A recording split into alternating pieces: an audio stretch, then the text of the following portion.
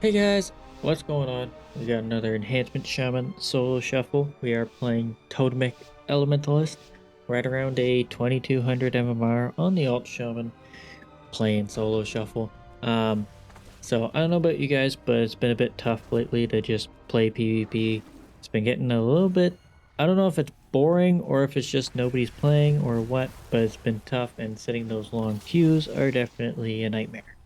But we are here anyways, and we are going to do our best to win.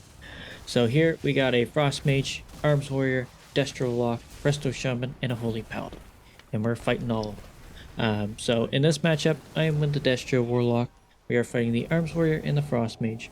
Main target is kind of going to be the Warrior, um, but we found that I could connect to the Mage actually, so in the end, we ended up hitting the Mage pretty hard. And hitting the mage isn't always worth it in the end. The reason being is because they are kite masters. They are very powerful in getting away. They have a lot of utility of that such. And I can also hex them, as you can see right there, which lowers their damage significantly. So hitting the warrior does show some benefit, but at the same time, not always. So as you can see, he's not blinking away. He's not kiting me very much. So I am able to just connect and throw all the damage into him. So here we get another, I think that's his first ice block, and I also missed a kick, so I'm going to go ahead and chase the Paladin. Paladins also have their Lightsmith, I think, hero talents. I'm not sure if this guy's running it, but basically it swaps their health for their allies' health whenever they drop below a certain threshold, but I'm not sure on the cooldown of it. So if you hit the Paladin, he's definitely going to be forced to heal himself or pop some form of defensive. But here you can see the Warlock just slinging Chaos Bolts at the Mage, forcing so much damage into him, and there's the second ice block already. Perfect. I'm going to go ahead, hex the Warrior for a second, lower the damage, the Mage drops his ice block, and we're going to go chase after him. So here he pops his little ice shroud. I have Trinket, so I'm fine. I don't worry about that. So I go ahead and pop Trinket and take him out behind the pillar. It's quite unfortunate for the Paladin.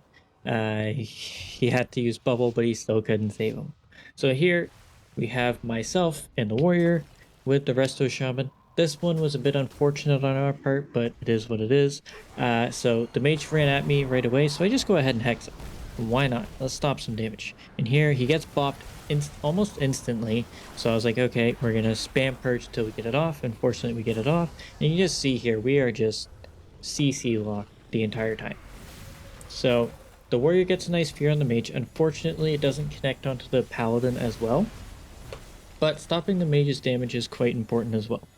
The paladin jumps in for a Hodge, so I'm gonna wait out for a polymorph, but nothing happens, so okay, we're fine.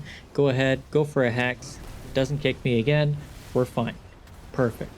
And the ice wall is up. And I don't know if you guys have had any issues with ice wall dropping your flames or frames like no tomorrow, but it was definitely happening in this match, and you can see here it just lags everybody out. It's quite unfortunate. I don't know what's going on with that.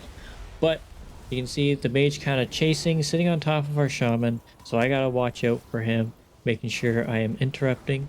And when you're fighting a mage, it isn't bad to interrupt their filler spells. So if you're just focused strictly on their polymorph, it doesn't always help. One, if you are getting juked, you're just giving them precog, which sucks. So if you interrupt them on their damage spells, not only are you getting a damage reduction to that spell school, so if you interrupt Fire Frost Bolt, you can you get both fire and frost damage reduction. And the fire actually does apply to the Destro Warlock as well. Now the frost one doesn't, but it is what it is.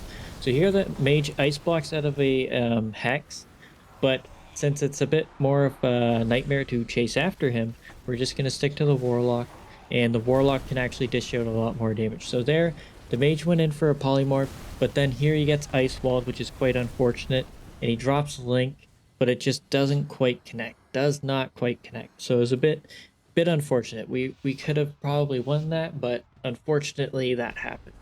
So here we go up to the next match. We got the Warlock and the Arms Warrior. It's me and the Frost Mage. we're just going to focus on the lock. That's all we're going to do. The mage can deal with the arms warrior very well with all of his roots and stuff, although it is a bit more of a pain in the butt with a paladin, but it is what it is. So here he gets ice wall, but he kind of misses it as he demonic circles, so that kind of sucked. But it timing happens. So here I'm going to chase after him. I'm not too worried. I got a lot of utility ready, get ready to interrupt him. So you saw there, I was stunned. So I go ahead and knock him to interrupt him as well. And then I interrupt his next Chaos Bolt. And here, I'm just going to walk around, root him down, get my totem up. It's just me and him in a one-on-one here. Nobody's around. And then the pally comes around, gets sank off. So it is what it is. But that's cooldown. That's a defensive. Perfect. We don't have to worry. And they're doing a great job keeping that warrior from playing the game at all. So I'm just going to go ahead, go for a hex on the paladin. Perfect, get it. But here the warlock gets his reflect circle thing off. So it sucked a little bit, but and then we're just going to keep going after him. Go ahead and root the warrior off of the shaman. Unfortunately, it doesn't last very long, but we get a huge amount of damage, and I think that's lay on hands right there, so it was quite fortunate. The warrior's just chasing after the shaman though. So I lasso him. And then I'm going to go ahead and knock him off the shaman. Just make the warrior's life a nightmare. And it really sucks for him because he can't touch anybody. He would be better off attacking me. But here we get a huge amount of damage on the warlock. The paladin has to bubble. So now we can get free CC on him. He has no way out.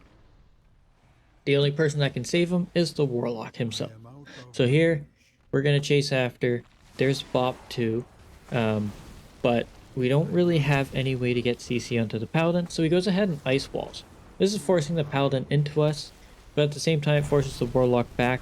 So I'm going to go ahead and attack the warrior first. I can get a bit of damage out, see if I can't get anything onto him. But we end up just swapping back to the warlock, just because nothing was really happening. We couldn't get die by the sword, but now we do get it. So, is what it is. So I get the shaman gets a cap totem, so I capitalize on that by getting a hex off on the paladin, and then the mage gets a follow-up polymorph. I go ahead and knock the warlock away from his port, making sure he can't get away from us, and he's going to try and waddle his way back there, but the frost mage is doing his thing by keeping him rooted and everything like that. So we're just getting massive pressure. We got all the things in the world. There's the link totem, so I'm going to go ahead and walk into that, see if I can't help anybody get heals. And then the warrior has absolutely nothing here, so I'm just going to pressure him. Might as well. He's pushing in, trying to force us into bad spots, but nothing is happening. And then the warlock walks up to us, so we're just going to go ahead and switch. Warrior's out of here. He leaped out. I'm just going to go ahead and switch. Why not? And then here I get feared, which is quite unfortunate. And the mage is so low. The shaman's out of mana. We're just out of juice. So we're going to go ahead and just hit the warrior. Somebody's going to fall over here and we have no idea. And then the warrior, thankfully, falls. It was just a matter of seconds before we were about to lose. But here, this one was a good one. Myself and the warlock, and then the warrior, the mage. So here you saw the mage just hitting me, so I just backed off. The warlock pushed in. Okay, now I can push in. Their focus is swapped. So I try and purge a little bit, but don't get the altar, so the mage alters back to full health. Quite unfortunate. But he starts pushing out. So I go for a hex, miss the hex, get interrupted, but that's fine. If I get interrupted, that's fine, because that means my paladin can cast for free. Perfect. Nothing to worry about. So I go ahead and lasso the warrior, stop a bit of damage. The warlock's doing a great job getting those chaos bolts off, though. Holy, is his damage insane. So you can just see us pushing in. I'm pushing in, not really worried about anything, but I'm gonna hang this pillar just so I don't get DB'd poly'd behind the pillar, and then I can't do anything to help. But the mage is gonna do as much damage as he can as well. So I go for a hex on the shaman here. Unfortunately, the fear runs him out of my range, which kind of sucked. But you can see the mage is really terrified of our warlock, so he's just gonna hide behind the pillar as much as possible. Goes for a poly on our paladin. I should have got that interrupt, but I missed it. And here's where an unfortunate part happened for the mage. So we get a huge combo of damage off, and he ends up going from 30% to 0 in one shot. That was just really unfortunate for the mage, honestly. He had a block ready, but I don't think he was expecting to take that much damage in that little time. So here's another interesting one is we're going after the warlock and I pop bloodlust, we pop everything and we just do so much damage and the shaman just didn't get a chance to react, and I don't think the warlock really had a chance to react either. So it's really unfortunate on the negative part. But here we got the last match, a little bit of turbo cleave with a holy paladin, and we're gonna go for all three of them. So they like to stack up for whatever reason, so that's fine with us. So we go for a big damage. The ice wall's coming out, but the paladin gets horrified. Bit unfortunate, and the warlock kind of pushes out too, but nothing really happens out of that.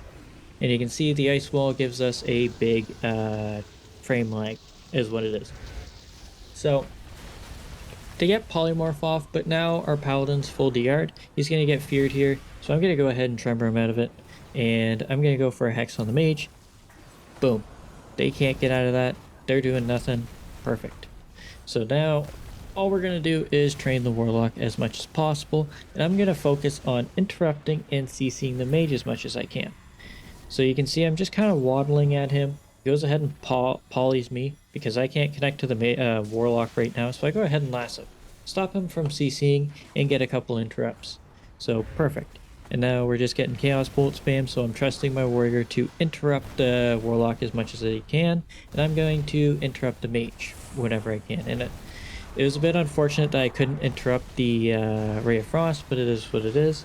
The warrior gets a nice fear onto the shaman, so that gives us a bit of pressure, forcing the shaman to use some cooldowns. Perfect. And that's what we want. We want to get them to use cooldowns without us using cooldowns as well, if we can do that by CC. So here they put a lot of pressure onto our warrior.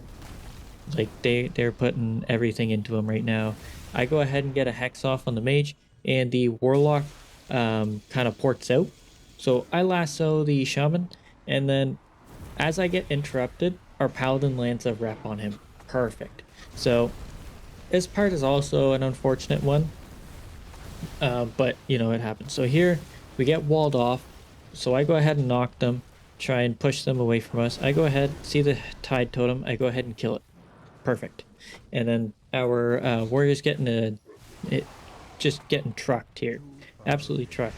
So I'm going to try and heal him, but we get cap totem, so a bit unfortunate. I go ahead and trinket, try and spot him just enough for the paladin to get him. And then here's where we get a lot of pressure onto the warlock, and the shaman's going to come in for a link, but he didn't get the tick in time and he gates out by accident, right? So I see him trying to run back in. I go ahead and lasso, and the spirit link disappears. We're able to finish him off.